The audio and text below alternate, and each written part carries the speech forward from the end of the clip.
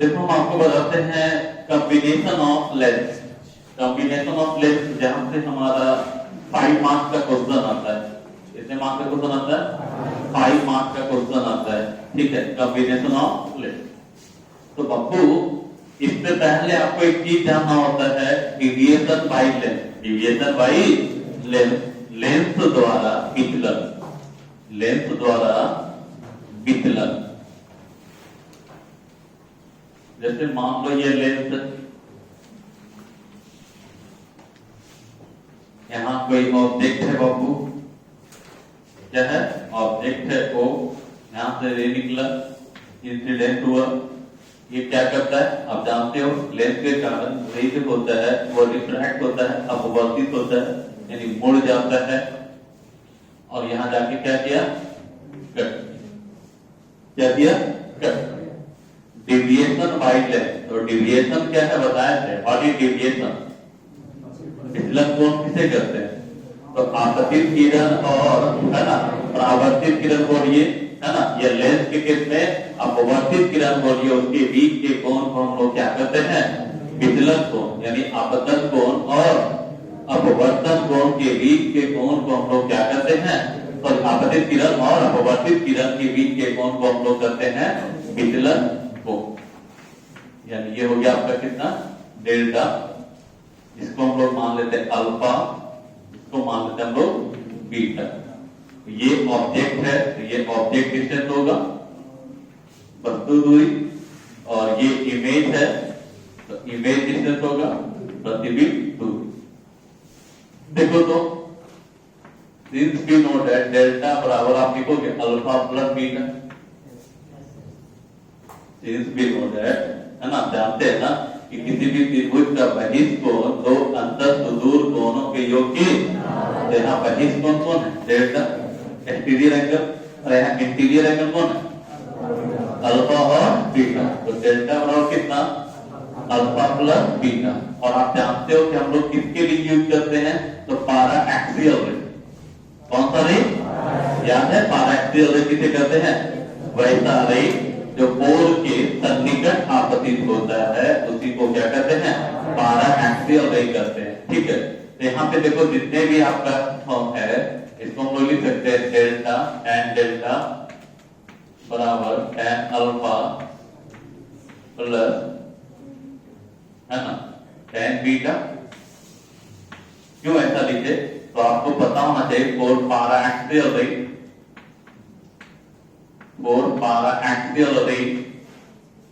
आप जानते हो कि मान लो ये पॉइंट M है और ये सेंटर C है, तो M is very close to C होता है, नहीं होगा? M is very close to C। M जो होगा वो C के क्या होगा? M is very close to C। अच्छा बताओ, M अगर C के बहुत नजदीक है तो अल्फा और बीटा जो एंगल होगा वो बहुत ही छोटा होगा। अल्फा बीटा एंगल क्या होगा? छोटा। यानी कहने का मतलब है कि all angle will be very small. कुछ याद आ रहा है?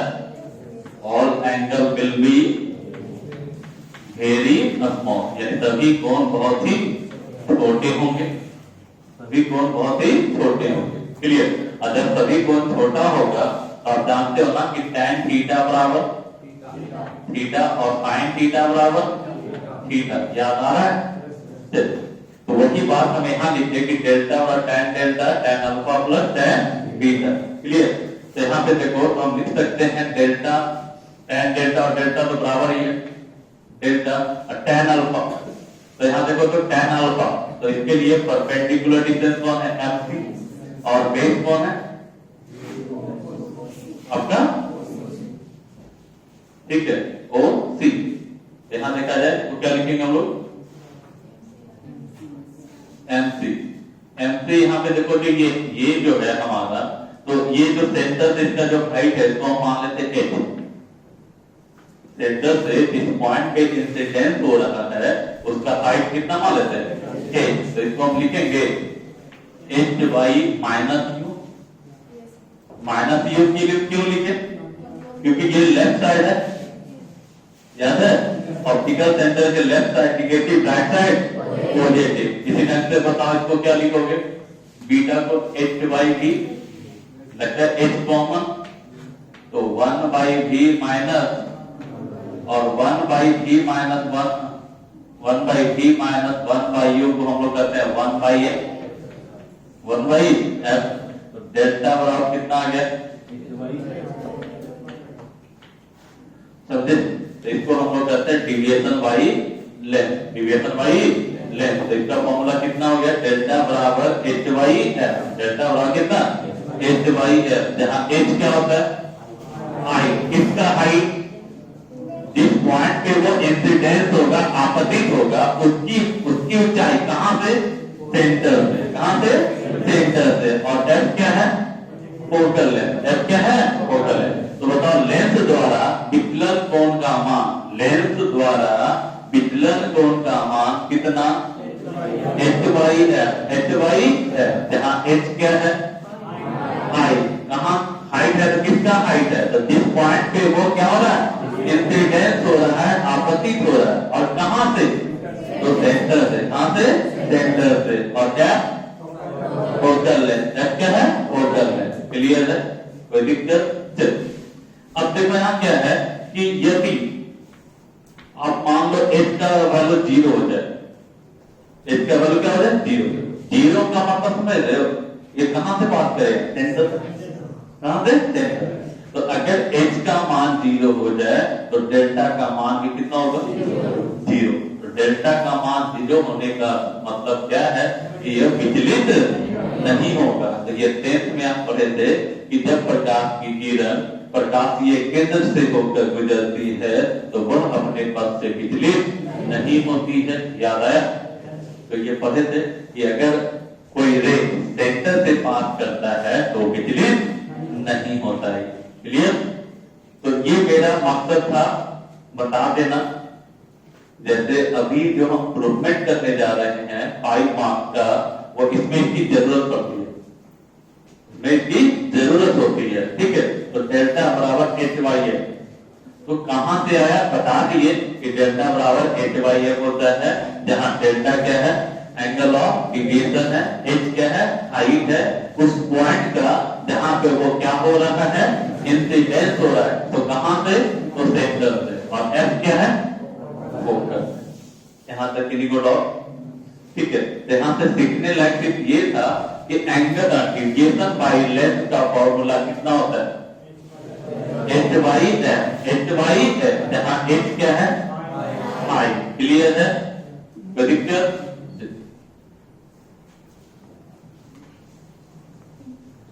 लिखना नहीं है क्योंकि ये उतना इंपॉर्टेंट नहीं था, बस इसकी जरूरत है ना। जैसे हम प्रूवमेंट कर रहे हैं 5 नंबर, और हम जानते हो एक ही चीज बोलते हैं लॉन्ग क्वेश्चन क्लास में याद होना चाहिए, या तो 5 से 10 मिनट लगना चाहिए, उससे ज्यादा लगना नहीं चाहिए। तो ये कब संभव है? जब उससे रिलेटेड जो भी पॉइंट है, जब हमारा पहले से क्या हो? क्लियर हो। हम डायरेक्ट यूज करते हैं डेल्टा बराबर h बाई एफ, तो आपके माइंड में फिर कंफ्यूजन होता कि आया कहां से? तो प्रूफ कर दी। आपको एग्जाम में नहीं पूछे, इसकी जरूरत है, आपको बुक में डायरेक्ट लिख देता है। हमने आपको बताया कि डेल्टा बराबर h बाई एफ कहां से है, वो भी हमने दिखा दिया। अब आते हैं कॉम्बिनेशन ऑफ लेंथ। देखो कॉम्बिनेशन ऑफ लेंथ,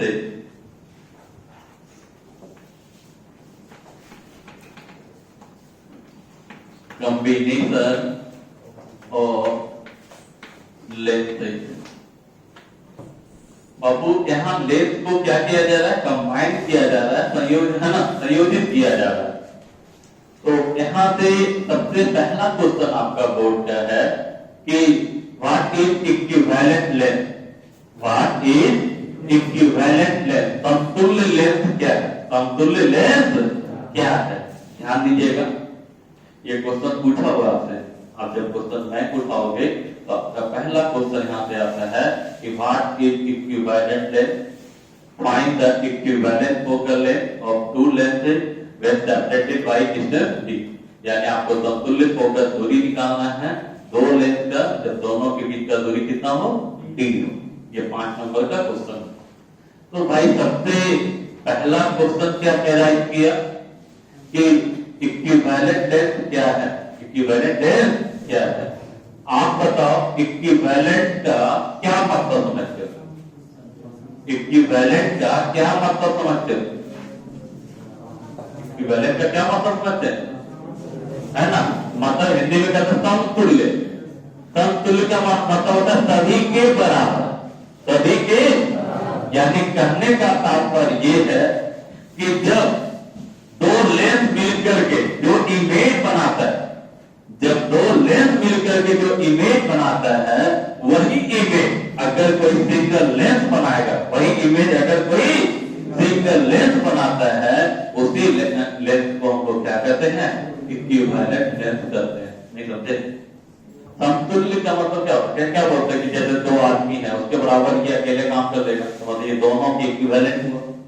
मतलब क्या, जितना काम ये दो बंदा कर रहा है वो अकेले कर रहा है, वही काम यहां भी हो रहा है कि जो इमेज दो या दो से अधिक लेंस मिलकर बना रहा है, जो इमेज दो या दो से अधिक लेंस मिलकर बना रहा है, वही इमेज अगर कोई सिंगल लेंस बनाता है, उसी सिंगल लेंस को नाम क्या दिया जाता है?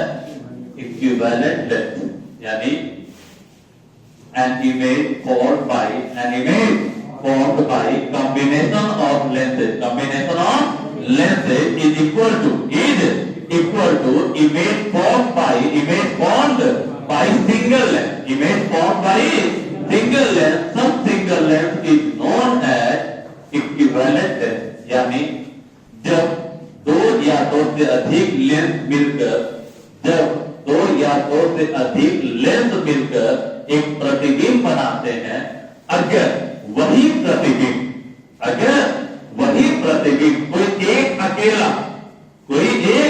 अकेला लेंस बनाता है, तो उस अकेले लेंस को समतुल्य लेंस कहते हैं। क्वेश्चन समझ में आ रहा है यहाँ पे कि समतुल्य लेंस क्या है? तो आप डिफाइन कर दोगे। यदि जो प्रतिबिंब दो या दो से अधिक लेंस मिलकर बनाते हैं, वही प्रतिबिंब अगर कोई एक लेंस बनाता है, तो उस सिंगल लेंस को हम लोग क्या नाम देते हैं? समतुल्य लेंस कहते हैं। क्लियर? अब देखो फिगर की बात की जाए,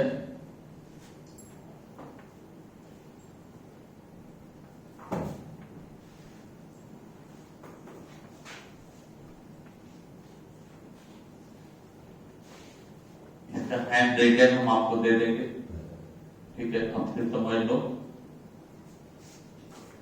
और हिंदी इंग्लिश दोनों में हम दे देंगे, क्योंकि अगर हम इसको लिखाएंगे तो मालूम हुआ कि 1 घंटा मेरा वो राइटिंग में क्या होगा, चला जाएगा। हम पूरे ढंग से समझा देते हैं लैंग्वेज के साथ। हम आपको हैंड रिटेन आपका हिंदी और इंग्लिश में क्या करेंगे, प्रोवाइड कर देंगे। देखो ये दो लेंस है ना, दोनों का फोकल लेंथ कितना? f1 और f2। दोनों के बीच का दूरी मान लीजिए कितना? दोनों का दूरी कितना? यहाँ पे क्या हुआ? लैंग्वेज बताओ, क्या लिखे आप? कितना लेंस है? दोनों का फोकल लेंथ कितना है ना? कैसे रखा गया? तो एक ही एक्सिस पे रखा गया ना, एक ही एक्सिस पे ना, इसको बोला जाता है बाबू को एक्सियली, एक ही अक्ष पर, और दोनों के बीच का दूरी ठीक, दोनों के बीच का दूरी ठीक। यानी क्या समझे? Consider two thin lenses of focal length f1 है f2 are kept coaxially at a distance b। माना कि दो पतला लेंस f1 एवं f2 है, जिसे एक ही अक्ष पर d दूरी पर रखा गया है। यहां तक किन्हीं को डाउट है किन्हीं को? अब देखो क्या है कि मान कोई आपका रे पैरेलल, तो एक चीज बताया गया होगा आपको, हम भी बताए थे और 10th में भी आप पढ़े हो कि अगर कोई रे प्रिंसिपल एक्सिस के पैरेलल इंसिडेंट होता है तो वो फोकस से गुजरेगा, यहां से मिलेगा। तो बताओ ये कौन सा रे के मतलब पैरेलल है इस प्रिंसिपल एक्सिस के, और कहां इंसिडेंट हुआ, पहले वाली लेंस पर। यानी ये पास जो करेगा वो F1 से पास करेगा या F2 से, इसके फोकस है ना, इसके फोकस है। लेकिन हुआ क्या कि रास्ते में एक लेंस आ गया, रास्ते में क्या हुआ, एक लेंस आ गया, ये F1 कहलाए, ठीक है। अगर ये नहीं होता तो यहां से पास करता, लेकिन नहीं होता तब ना, लेकिन ये है ना, तो भाई इसका काम फिर क्या, लेंस का काम क्या है, रे को करना, मतलब कन्वेक्स लेंस है, तो कॉन्वेक्स लेंस का काम रे को कन्वर्ज करना है या डाइवर्ज कर देना, डाइवर्ज करना, विक्षेपण है, ये कन्वर्ज करता है ना, तो ये क्या करता है, कन्वर्ज, तो ये अपना काम करेगा ना, ठीक है। तो ये अपना काम करेगा, तो इसके कारण आपका फिर ये मुड़ जाएगा, थोड़ा नजदीक हो गया और दूर करना चाहिए था, तो दूर कर देते, तो फिगर फिर गंदा दिखेगा, मतलब फिगर इडेंटिटी जो होना चाहिए।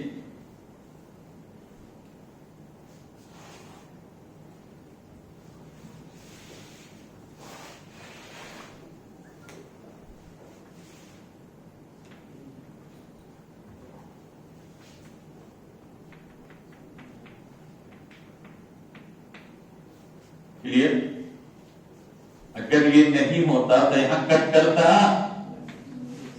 हाँ क्लियर है, अगर यहां नहीं होता तो ये क्या होता, कट करता, यहां से पास करता, लेकिन ये है, जैसे अगर बिल्डर बाउंड्री पे नहीं होता तो चौका जाता, लेकिन बिल्डर है ना भाई, तो वो रोकेगा ना, वो अपना काम तो करेगा ना, कि जाने देगा भाई, इतना मेहनत से मारा है तो जाने दो, नहीं ना, तो भाई इसका जो काम है वो करेगा, इसका काम क्या है, देखो कन्वर्ट करना, देखो कन्वर्ट, तो देखो कन्वर्ट करेगा भाई, कन्वर्ट किया, और जहां पे कट करेगा वो कहलाएगा आपका इमेज, क्या कहलाएगा, क्लियर है यहां तक। यानी ये दूरी कितना, ये दूरी स्मॉल है पर फोकल लेंथ, क्या है ये, फोकल लेंथ, इसको आपको क्या कहेंगे, F1, यहां तक किसी को डॉट है फिगर में, आपको पता है ना ऑप्टिक कैसे स्ट्रॉन्ग होता है, तो पहले फिगर आपको पूरा का पूरा समझना होगा, जैसे ही आप फिगर समझते हो आपका लैंग्वेज दिखा जाता है, फिगर से ना लैंग्वेज दिखाता है, तो फिगर अगर समझ में आ गया तो आपको लैंग्वेज क्या होगा, लिखा जाएगा, ठीक है। अब देखो यहां हो क्या रहा है, ये रे सीधे आ रहा था, मुड़ गया, यानी विचलित हो गया, तो कितना से, मान लिए ये सीधे जा रहा था और ये विचलित हो गया, तो ये एंगल जो है मानिए Δ1, पहला लेंस द्वारा विचलन कोण, पहला लेंस द्वारा विचलन कोण।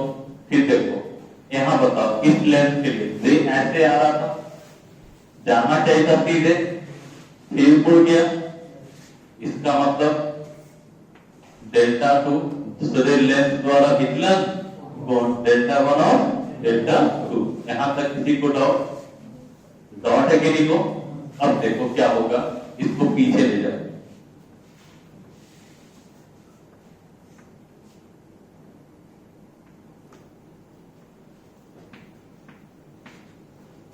डेल्टा मान लिए, इसको हम पीछे ले गए, ये कोण बन रहा ना, इसको माने कितना, डेल्टा। बताओ ये Δ2 है तो ये भी Δ2 होगा,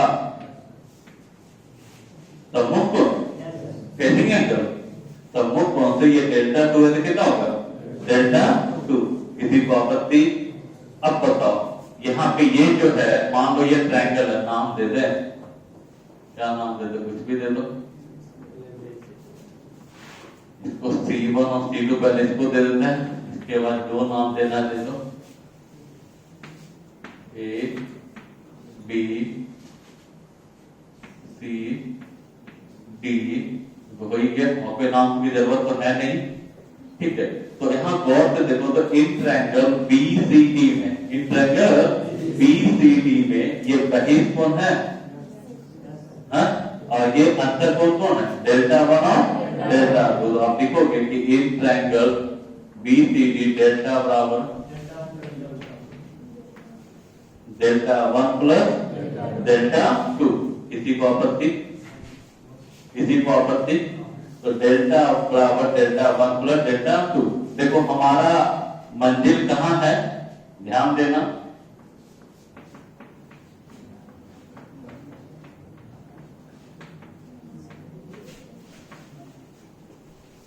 हमारा मंजिल तो यही है ना, यानी हमको F1 चाहिए, F2 चाहिए, D चाहिए, यही चाहिए ना। तो भाई कैसे निकालेंगे आप? कैसे जो देखो तो डेल्टा, डेल्टा क्या हो गया?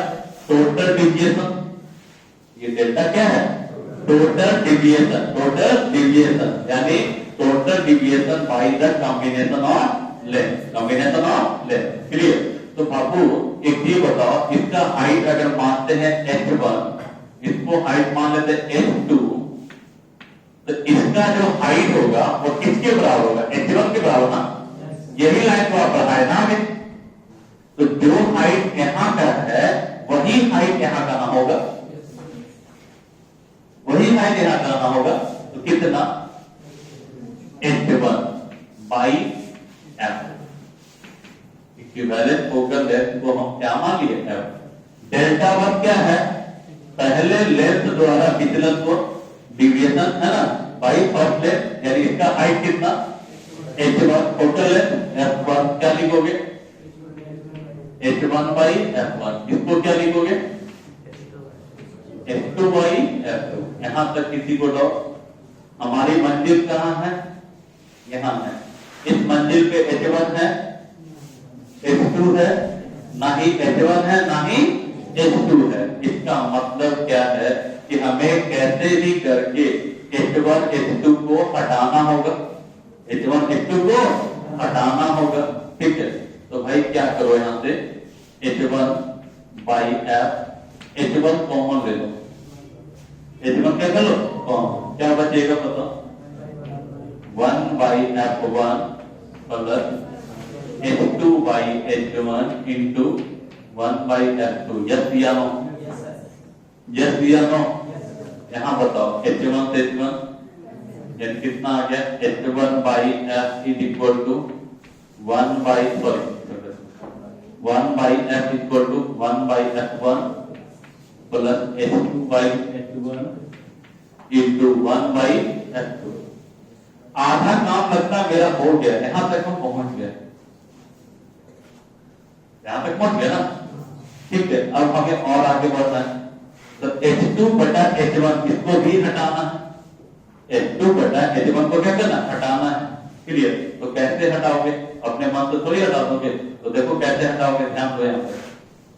तो गौर से देखो तो B C1 F1, B C1 F1 और D C2 F1 सिमिलर क्या है? सिमिलर है, समरूप है।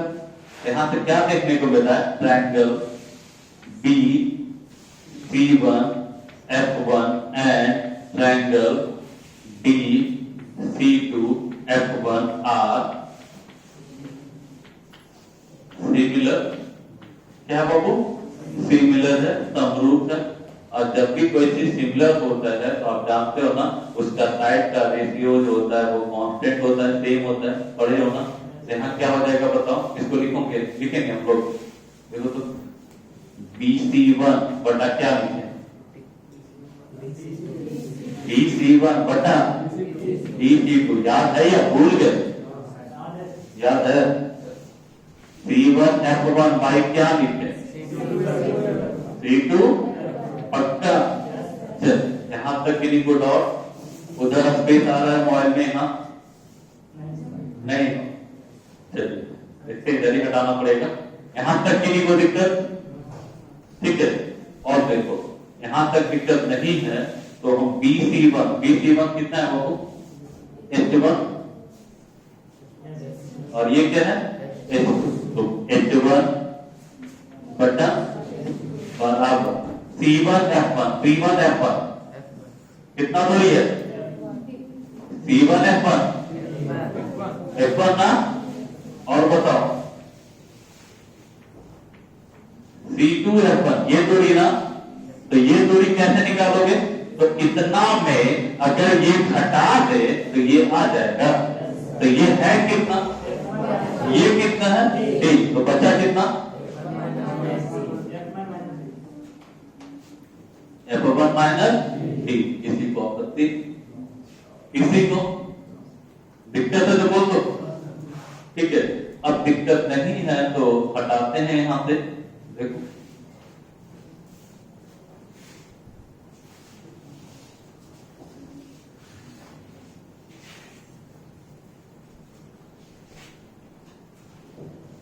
देखो अगर हमें देख लेते हैं, अगर लगेगा जैसे हमें लगा था कि आ जाओ लेंस को हम क्लियर कर देंगे, जिस तरीके से माइंड प्रिपेयर करके आए थे कि हमें सिर्फ लेंस का कटिंग बताना है और सिल्वर लेंस बताना है, तो 2 घंटे 1.5 घंटे का क्लास काफी है इसको समाप्त करने के लिए।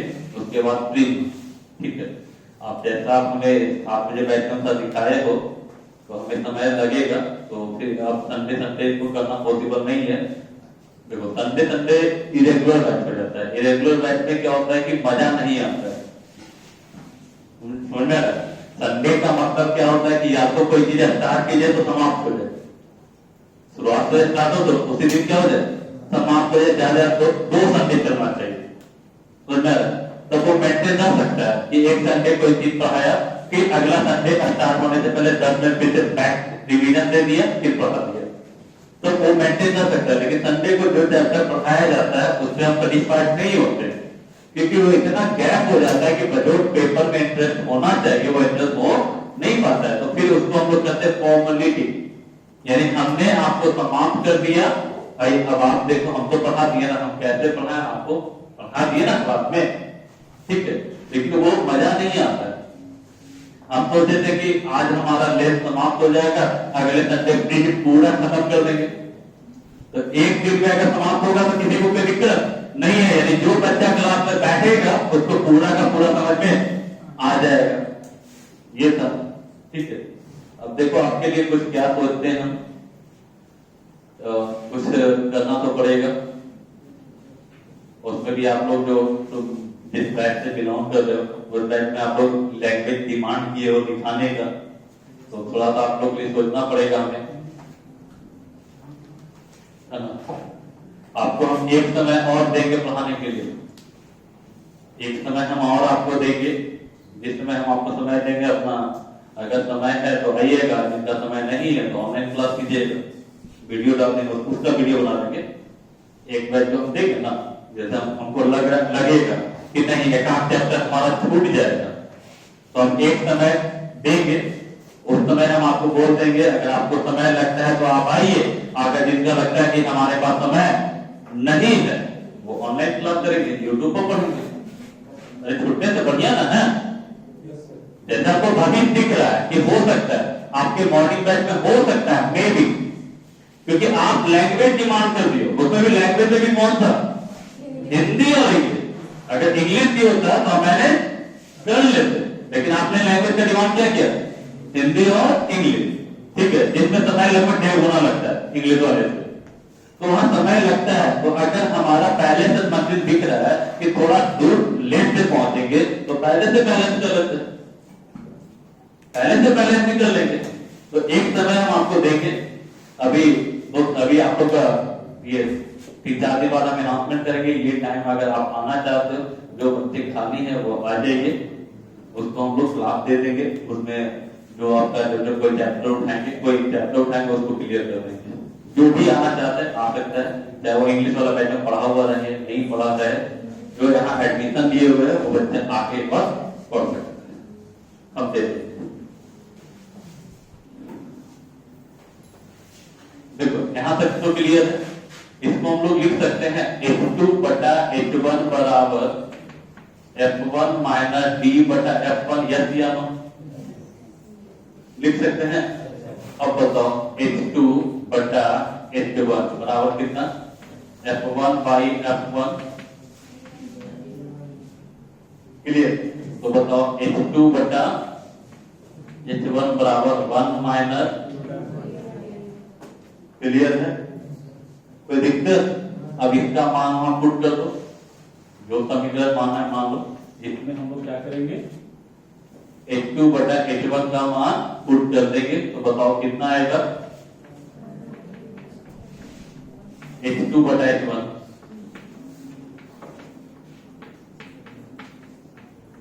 क्लियर? इसको सॉल्व कर दो, 1 बाई f बराबर 1 बाई f1, इसको अंदर ले जाओ 1 by f2 minus d f1 f। Proof हुआ? प्रूफ हुआ? कोई दिक्कत है? कितना नंबर? 5 नंबर। कितना नंबर? यहाँ करना क्या है जो बताते हैं। हमें सबसे पहले टोटल डिविएशन यानी डेल्टा 1 प्लस डेल्टा 2 सबका फॉर्मूला पुट कर दिए, सॉल्व कर दिए, ठीक है? तो यहाँ सबका फॉर्मूला पुट किए तो इतना आ गया आपका, ठीक है? अब हमारा मंजिल कहाँ है? तो मंजिल मेरा यहाँ है, जहां हमें दिख क्या क्या रहा है, F1 दिख रहा है, F2 दिख रहा है और D दिख रहा है ना। उसमें H1 है ना ही उसमें H2 है, यानी H1 H2 को क्या करना होगा? हटाना होगा। तो कैसे हटाएंगे? तो H1 कॉमन ले लिए, तो H1 तो खत्म हो गया, एक में बच गया, आया क्या? H2 बटा H1। फिर इसको हटाना है, तो इसको हटाने के लिए क्या करेंगे, है ना? इसको हटाने के लिए क्या करेंगे? तो भाई ये जो ट्रायंगल है BC1 F1 और BC2 F1 क्या है? सिमिलर है, समरूप है ना? क्या है? सिमिलर है। तो सिमिलर ट्रायंगल आप लोग पढ़े होंगे 10th में, तो इसका जो रेशियो होगा BC1 बाई DC2 बराबर C1 F1 by C2 F1, put करके हम सॉल्व कर देंगे, डायरेक्ट प्रूवमेंट हो गया। तो बताइए 5 नंबर का क्वेश्चन है, लेकिन कोई हार्ड है, आप इसको मैनेज नहीं कर सकते हो जाएगा? हो जाएगा? कोई दिक्कत है? चलिए यहां तक हो गया। अब देखो इसका देखो कंसेप्ट और क्या है, हम कोशिश करते हैं कि थ्योरी आज निकाल दें, ठीक है?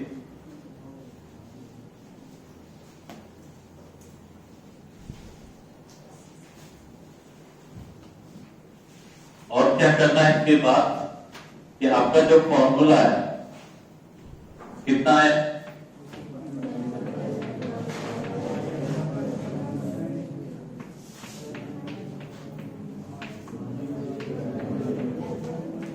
आया ना?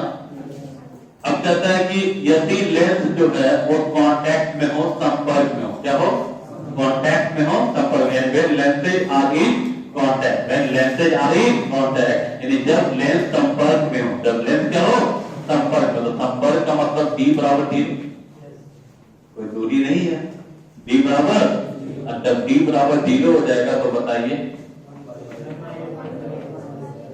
बिहार बोर्ड का ही क्वेश्चन ऑब्जेक्टिव में, कि जब दो लेंस हो, दोनों का फोकल लेंथ F1 और F2 हो, दोनों को संपर्क में रखा गया, तो इक्विवेलेंट फोकल लेंथ कितना होता है?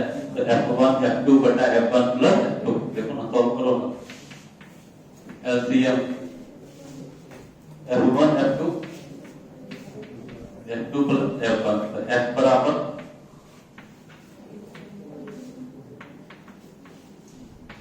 क्लियर? कोई दिक्कत? ये किसका क्वेश्चन है ना? ऑब्जेक्टिव में पूछ चुका है, डायरेक्ट पूछा हुआ है, डायरेक्ट। दो लेंस, दोनों का फोकल लेंथ F1 और F2 दोनों को संपर्क में रखा गया, तो बताइए इक्विवेलेंट फोकल लेंथ का फॉर्मूला कितना होगा? तो F1 F2 by F1 plus F2। Clear? Clear है? ठीक है, सही बात समय चलेगा। तो आज हम थ्योरी को समाप्त करते हैं, पूरा कॉम्बिनेशन कटिंग ही समाप्त हो जाएगा, ठीक है? कटिंग समाप्त कर देते हैं। तो अगले संडे अगर हम आपको बुलाते हैं तो इससे रिलेटेड जितना न्यूमेरिकल मालूम होना चाहिए वो न्यूमेरिकल दे देंगे। कोई दिक्कत है किसी को? ठीक है, तो ये यहां तक क्लियर हो गया। हाँ, यहाँ एक चीज और पूछता है न्यूमेरिकल में कि लेंस का नेचर पूछेगा, लेंस का नेचर, प्रवृत्ति क्या होगा, यानी नेचर क्या होता है, या तो कॉन्वेक्स होगा या तो जब आप इसको फॉर्मूला पुट करोगे, वैल्यू पुट करोगे, तो वैल्यू पुट करने के बाद f का मान निकलेगा ना, तो अगर पॉजिटिव में आए तो वो कॉन्वेक्स होगा, अगर निगेटिव में आए तो कॉन्केव होगा। मेरी बात समझ में आ रही है? अगर पॉजिटिव में आया तो कॉन्वेक्स होगा, अगर निगेटिव में आया तो कॉन्केव होगा। क्लियर है? इसका क्वेश्चन भी पूछ चुका है आप लोग का, है ना, न्यूमेरिकल बिहार बोर्ड। चलिए नेक्स्ट आगे बढ़ते हैं, जिसके लिए हम लोग आज क्लास कर रहे थे कटिंग। कटिंग के पहले एक चीज और बताना चाहेंगे। देखो ये चीज बताया नहीं गया होगा आप लोग को।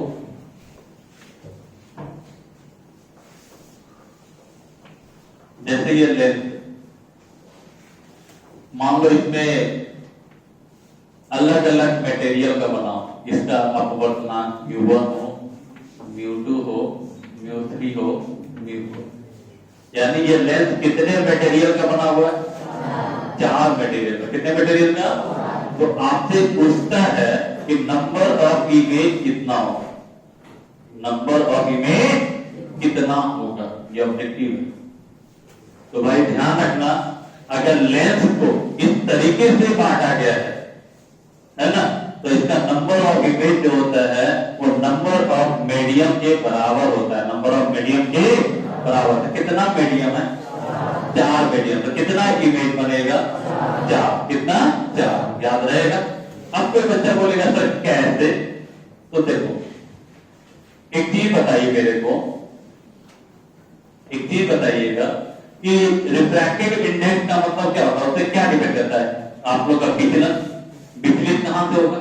सबका यहाँ सबका वैल्यू अलग अलग है, तो सबका विचलित होने का तरीका भी अलग अलग होगा। तो मान लो यहाँ कोई नहीं किया, तो ये अलग मोड़ेगा, ये अलग मोड़ेगा, ये अलग मोड़ेगा, ये अलग मोड़ेगा, तो 4 अलग अलग तरीके से बोल रहा है, तो कट 4 बार ना करेगा। प्रिंसिपल एक्सिस को कितने बार कट करेगा? 4 बार कट करेगा। तो 4 बार कट करेगा, तो यानी फोकस कितना होगा? 4। कितना फोकस? 4। तो कितना इमेज? 4 इमेज। तो आपको एक्सप्लेनेशन नहीं देना है, आपसे सीधे फिगर देगा, सीधे आपसे फिगर दे दिया, पूछेगा कितना इमेज। अगर इस तरीके से है तो जितना मीडियम उतना इमेज, जितना मीडियम उतना इमेज। क्लियर है? जितना मीडियम उतना इमेज। तो भाई अगर मान लो अगर ऐसा रहे तो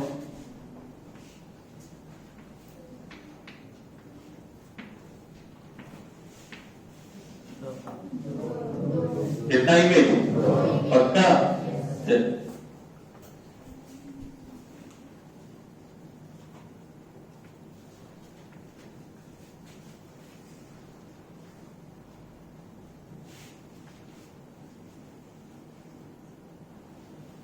देखो तो ये μ1 और ये μ2 कितना इमेज? कितना इमेज? एक इमेज बनेगा। अब बोलोगे सर कैसे? तो आप ही कभी बोलते हैं कि जितना मीडियम उतना इमेज, और फिर कहते हैं 2 मीडियम में 1 इमेज। कहते हैं भाई ठीक है, मान लो यहां से एक रे निकला, ठीक है, ये अलग बेंड किया, फिर ये अलग बेंड, फिर अलग बेंड का कट तो एक ही जगह करेगा, कट एक ही जगह पे करेगा ना। तो इसमें कितना इमेज? समझ में आ रहा है? ठीक है। अब देखो बिहार बोर्ड का क्वेश्चन जो पूछा हुआ है भाई,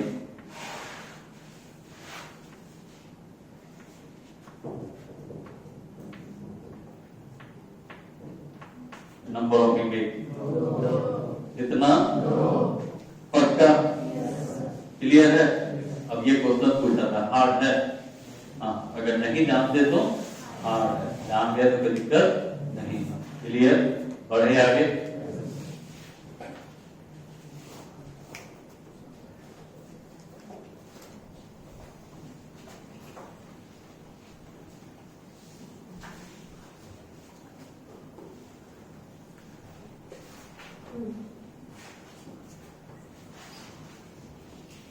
देखो इसके बाद जो है आपका कटिंग का कंसेप्ट।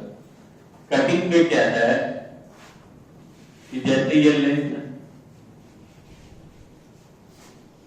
क्या है ये लेंथ है, तो इसका रिफ्रैक्टिव इंडेक्स मान लो कितना? म्यू। रेडियस r1 और r, रेडियस r1 और r, ठीक है। तो फोकल लेंथ का फॉर्मूला याद है? लेंथ मीटर फॉर्मूला नहीं याद होगा mu minus 1 into 1/r1 minus 1/r2, पक्का ना? 1/r1 minus 1/r2। तो यहाँ जो फॉर्मूला आपका आया, ठीक है, तो एक चीज अगर हम इसको कट कर दें, आधा काट दो इसको हॉरिजॉन्टली, क्या हुआ बताओ?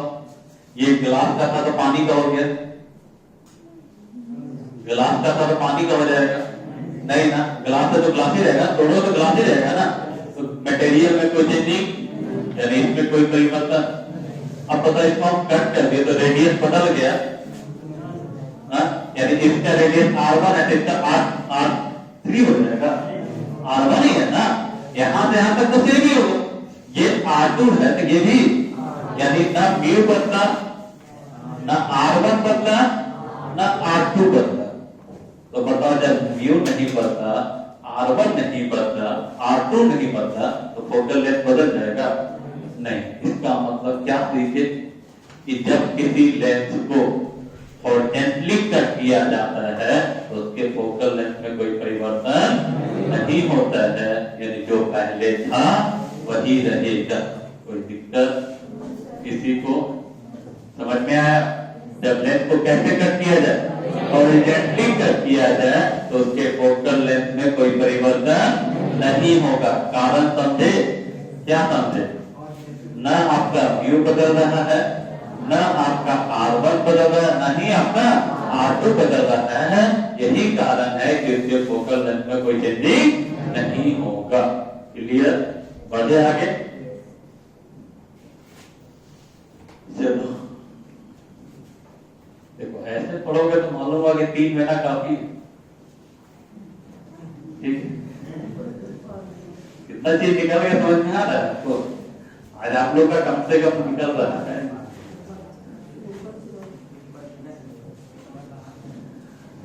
वो भी मेथड हम कर रहे हैं, जल्दी कर रहे हैं, बस थोड़ा इंतजार करो। एक साल 2021 में कर देंगे। आपको पढ़ना रहेगा तो फिर केंद्र होके आ जाना।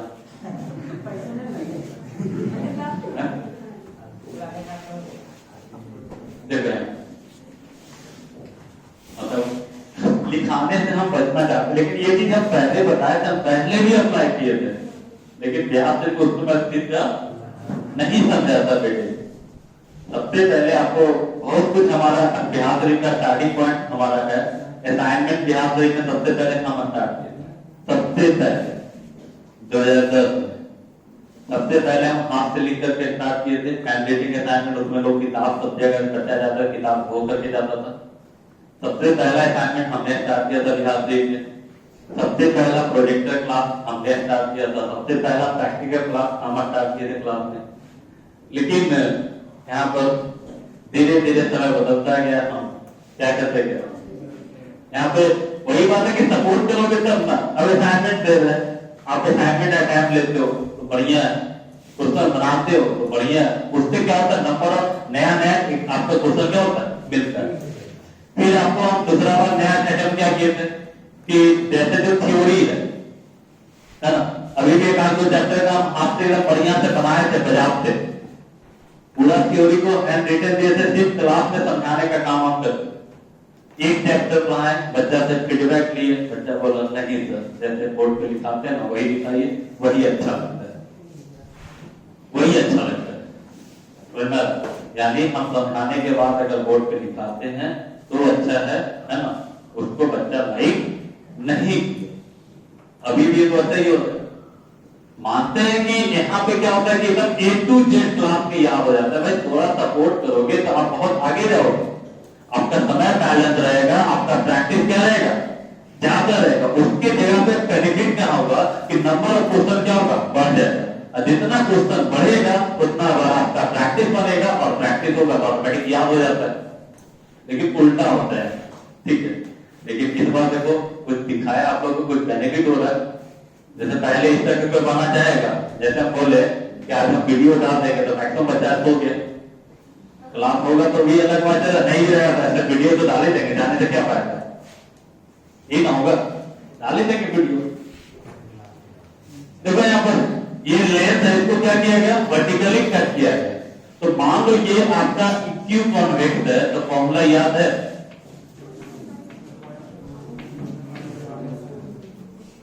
याद है, R/2 इंटू, है ना, जब इक्यू कॉन्वेक्स है। अब इसको हम वर्टिकली कट कर दिए तो कैसा दिख रहे लगा,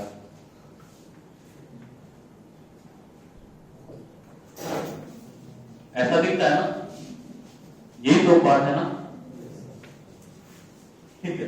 अब बताइए दिखा कैसा, प्लेनो कॉन्वेक्स, क्या दिख रहा है, प्लेनो कॉन्वेक्स। इसका फोकल लेंथ मान लिए f है, तो फोकल लेंथ कितना है, तो R/μ-1, याद है, प्लेनो कॉन्वेक्स का, प्लेनो कॉन्वेक्स का कितना, R/μ-1 इतना है। तो हम ऐसा करें, अपने मन से 2/2 से गुना कर दे, 2/2 से गुना कर दे, और दुगुना कर दिए तो R/2 इंटू μ-1 कितने बराबर, f, यानी कितना हो गया, कितना, यानी सीखने को क्या मिला कि जब किसी लेंथ को वर्टिकली कट किया जाए, कैसे कट किया जाए, वर्टिकली कट किया जाए, तो फोकल लेंथ कितना गुना हो जाता है, 2 गुना, कितना गुना, 2 गुना, यानी 2f। अगर f है तो कितना हो जाएगा, 2f। क्लियर। हॉरिजॉन्टली कट किया जाए कोई चेंजिंग नहीं होगा, वर्टिकली कट किया जाए क्या होगा, 2 गुना हो जाएगा। क्लियर, किसी को आपत्ति नहीं ना। अब देखो क्या करता है, अब यहां क्या करता है क्वेश्चन में,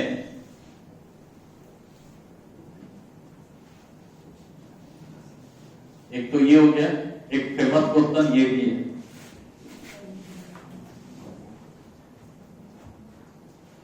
जैसे ये लेंथ,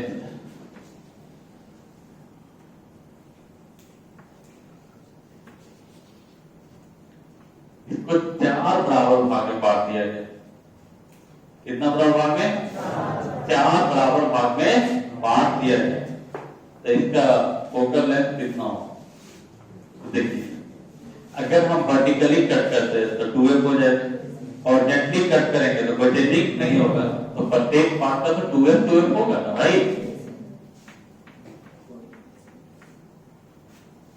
हो गया नहीं हो, नहीं समझे। जैसे ये लेंथ पूरा लेंथ हमने कट कर दिया, कितना हो गया, वर्टिकली कट किया, कितना हो गया, 2f हो गया, और जेंटली कट किया, कोई चेंजिंग, तो हुआ कितना, 2f। अब इसी क्वेश्चन को थोड़ा मॉडिफाई क्या करेगा, आपको ऐसे दे देता है।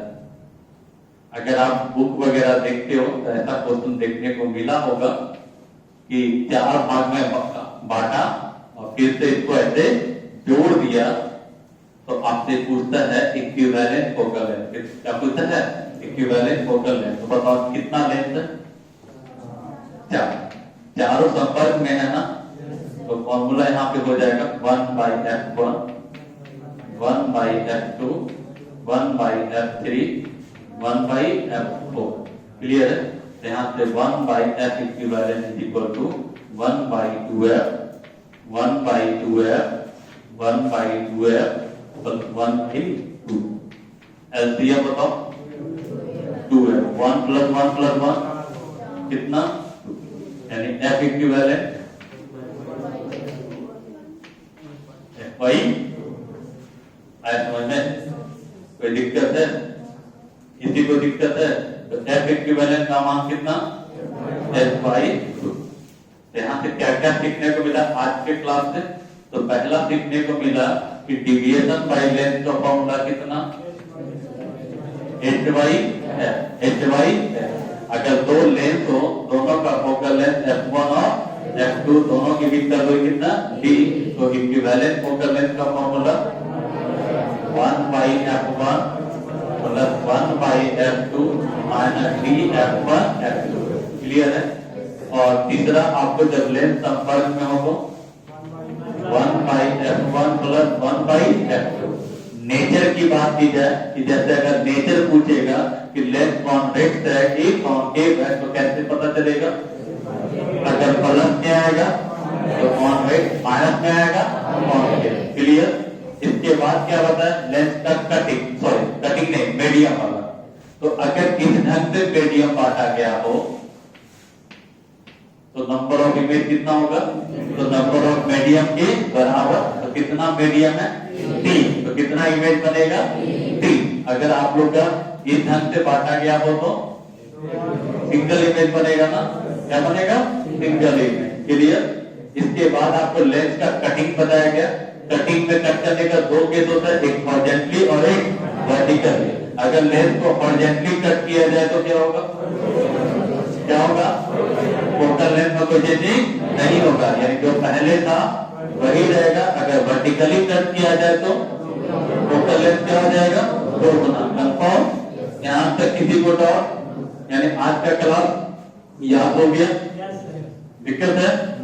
अगर इसमें अगर आपको मन लग रहा है तब हम कंटेंट देने के लिए तैयार है। देखो, हम कोई भी काम नहीं चाहते हैं फॉर्मेलिटी करें, यही हमसे नहीं होता है। अगर नहीं पार लगेगा तो एक रेगुलर बैच देंगे, समझे? 1 घंटे का क्लास देंगे। अगर आपको नहीं मन लग रहा है इस ढंग से पढ़ने में, हम 1 घंटे का क्लास देंगे, चाहे हमको कष्ट क्यों ना हो। लेकिन अगर आपको दिक्कत नहीं है तो फिर आपका कंटिन्यू रखेंगे। जैसे आपको लग रहा है कि नहीं सर हमको इसमें मजा नहीं आ रहा है, 1 सप्ताह बाद फिर इस चीज को पढ़ना बोरिंग टाइप का फील हो रहा है, तो फिर आपको लोग एक रेगुलर बैच दे देंगे 1 घंटे का। ठीक है? ठीक है, देखो